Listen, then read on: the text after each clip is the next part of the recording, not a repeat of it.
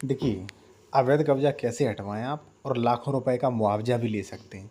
मैं आपको उत्तर प्रदेश राजस्व संहिता धारा 134 में कानूनी प्रावधान किया गया उसके बारे में बताने वाला हूँ। बताने को आपके एडवोकेट भी बताएँगे, लेकिन मैं कुछ इस आपको स्पेशल बताने वाला हूँ, ठीक है? देखिए साथियों, मैं एक चीज़ आपको बताऊँ, अगर कोई आपकी ज़मीन पे बगल वाला पड़ोसी खातेदार कब्ज़ा किए तो धारा 24 करवाइए, प्रशासनिक एप्लीकेशन से आप करवा लीजिए, कब्ज़ा हट जाएगा, वहाँ पे जल्दी होगा, सरसरी प्रक्रिया है। हिस्सेदार परेशान कर रहा है तो धारा 116-17 में हटवाइए, 32(2) में भी जा सकते हो। अगर कोई थर्ड पर्सन उसका ना वहाँ पे पास में ना हिस्सेदार वो कब्जा किए तो धारा 134 में ही आप जाइए, कोशिश करिए प्रशासनिक हटाने का।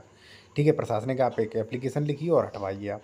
ठीक है, अब देखिए इस पर एक कानून है। क्या कानून है, चलिए मैं आपको बताता हूँ। ठीक है, अब देखिए मैं आपको बताऊँ, सबसे पहले देखिए हमारे जो भी क्लाइंट्स होते हैं, हम कभी भी ये नहीं कहते आप रेगुलर शूट में जाइए। हम सबसे पहले प्रशासनिक ही हटवाते हैं एप्लीकेशन, बढ़िया सा एप्लीकेशन लिख के प्रशासनिक हटवाते हैं। ठीक है, तो आप भी लोग पैसे प्रशासनिक का कोशिश करिए, डायरेक्ट रेगुलर शूट में मत जाइए, तारीख पे तारीख और सालें लगेंगी। ठीक है, फिर भी जब नहीं हटता है, पहली बात हमारे 90% केसेस सॉर्ट आउट हो जाते हैं, 10% में नहीं हटता तो 134 बेदखली डालते हैं फिर हम।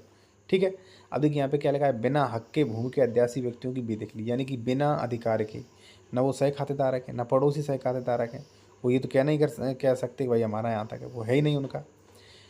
तो ऐसे लोग अगर वहाँ पे कावे तो उनकी बेदखली होगी। अब देखिए कानून, जहाँ कोई व्यक्ति तत्समय प्रवर्ती विधि के उपबंधों की अनुरूपता से अन्यथा ऐसे भूमिधर या आसामी की सहमति के बिना, यानी कि जो भूमिधर है उसका ऑनर है उसके, या जो उसे जोत हो रहा है उसकी सहमति के बिना भूमि या आसामी की जोत उस कृषि की ज़मीन पर धरत है, यानी कि काबिज है, भूमि पर कब्जा लेता है, कब्जा रखता है, तो ऐसे संबंधित भूमिधर को आसामी के बाद, यानी कि जो भी मान लीजिए उसका आसामी है, भूमिधर है, वो केस लाएगा और उसे बेदखल किया जाएगा जो भी कब्जादार है, और विहित दरों से नुकसानी का भुगतान भी करना होगा।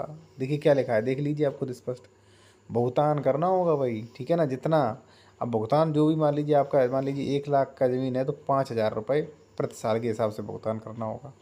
तो इस धारा में आप दावा डाल सकते हैं। ठीक है, और देखिए साथियों, मैं फिर कहूँगा कि जब भी कब्जा वगैरह होता है तो आप समाधान दिवस, जनता दिवस, इनकी आप हेल्प लें, डायरेक्ट आप मत जाइए।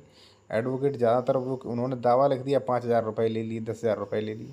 पहले आप भी कोशिश करिए, अच्छे वकील से अपना एप्लीकेशन ड्राफ्टिंग करवा सकते हैं। ठीक है, आप चाहें तो मेरे द्वारा भी एप्लीकेशन लिखवा सकते हैं, कानूनी सलाह भी ले सकते हैं। कॉन्टैक्ट नंबर वीडियो की डिस्क्रिप्शन में मिल जाएगा, व्हाट्सएप पे मैसेज करें, फ़ीस बता दी जाएगी, उसे जमा करने के बाद आप कानूनी सलाह भी ले सकते हैं, एप्लीकेशन वगैरह जो भी है वो आप लिखवा सकते हैं।